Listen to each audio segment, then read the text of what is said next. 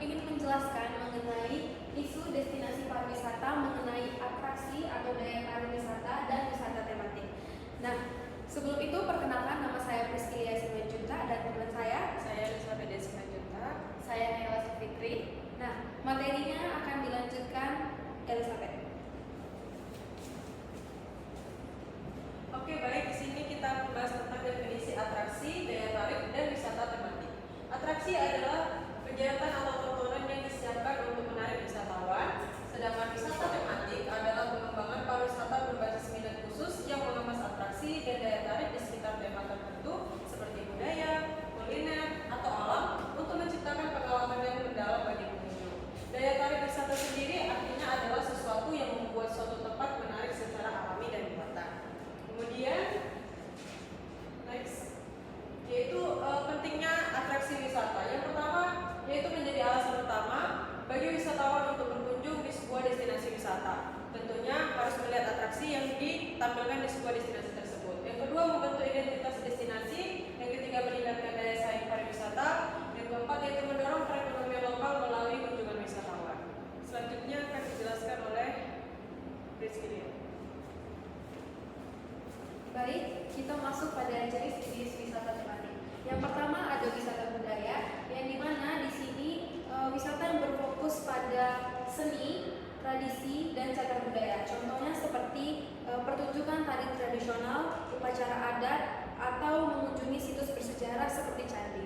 Kemudian yang kedua ada wisata alam, yaitu seperti pegunungan, pantai, taman nasional, yang biasanya diminati karena suasananya yang menenangkan dan pemandangan yang indah. Kemudian yang ketiga ada wisata edukasi. Nah, di mana wisatawan ini bisa mendapatkan pengalaman belajar. Contohnya seperti berkunjung ke museum atau pusat ilmu pengetahuan. Kemudian ada wisata religi yang dimana di sini dilakukan untuk kegiatan keagamaan. Misalnya berziarah atau berkunjung ke tempat ibadah seperti pura, masjid ataupun gereja. Kemudian yang kelima ada wisata kreatif yang dimana wisata yang dilakukan untuk berpartisipasi langsung dalam kegiatan lokal seperti membuat kerajinan tangan atau belajar budaya di desa wisata. Kemudian kita masuk pada contoh wisata tematik di Indonesia. Nah, yang pertama ada Borobudur, yaitu terletak di Jawa Tengah dan ini wisata budaya dan religi karena selain merupakan warisan budaya dunia, Borobudur juga menjadi tempat peribadatan untuk umat Buddha. Kemudian ada Bali yang terkenal dengan wisata alam, budaya, dan spiritualnya. Di sini wisatawan bisa menikmati pantai, melihat tarian tradisional, serta mengunjungi pura-pura sebagai tempat ibadah. Kemudian ada Malang yang dikenal dengan wisata edukasi seperti Jatim Park, sekaligus wisata alamnya seperti Coban Rondo atau Batu Sikirjo. Kemudian yang terakhir ada Danau Toba. Nah, ini Danau Toba terletak di Sumatera Utara, termasuk wisata alam sekaligus budaya Batak, yang dimana wisatawan bisa menikmati pemandangan Danau Toba yang indah sekaligus mengenal budaya Batak di Pulau Samusian. Kemudian materi selanjutnya akan dijelaskan oleh Daito. Baik, di sini saya akan menjelaskan tentang pengembangan potensi lokal menjadi wisata tematik. Pengembangan potensi lokal menjadi wisata tematik ini dapat dilakukan dengan beberapa cara, yaitu yang pertama ada identifikasi potensi lokal, yaitu melihat apa yang unik dari daerah tersebut, apakah alam, budaya, kuliner, sejarah, lalu menjadikannya tema khas dari tempat wisata tersebut. Lalu yang kedua itu ada mengembangkan atraksi otentik dan interaktif. Dengan begitu wisatawan tidak hanya sekedar melihat, tetapi juga bisa ikut merasakan pengalamannya secara langsung. Lalu yang ketiga itu ada melibatkan masyarakat lokal. Hal ini penting agar nilai budaya tetap terjaga sekaligus memberikan manfaat bagi ekonomi bagi masyarakat lokal.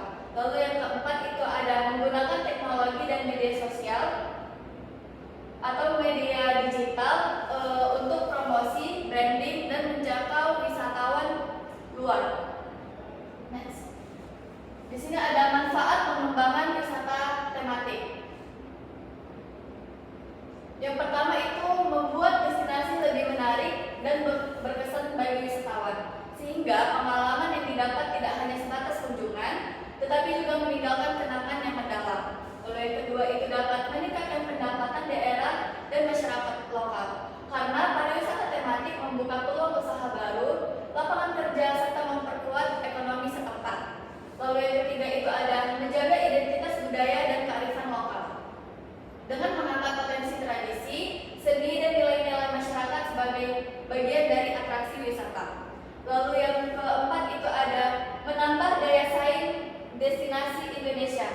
di kancah global karena wisata tematik mampu menampilkan keunikan yang berbeda dari negara lain dan sesuai dengan tren wisata dunia. Next. Jadi di sini ada tantangan dan solusi.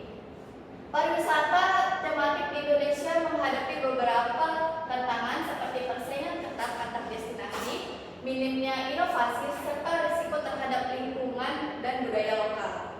Namun, tantangan ini bisa diubah jadi peluang dengan menghadirkan konsep wisata tematik yang unik dan berbeda, didukung oleh infrastruktur yang memadai, serta pelibatan aktif masyarakat lokal agar mereka ikut merasakan manfaatnya.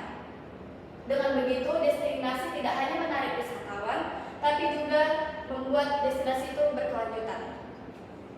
Next. Nah, kesimpulan ini akan dijelaskan oleh Rizky. Baik, kita masuk pada kesimpulan. Nah, kesimpulan pada materi kali ini adalah atraksi dan wisata tematik merupakan kunci utama dalam pengembangan destinasi.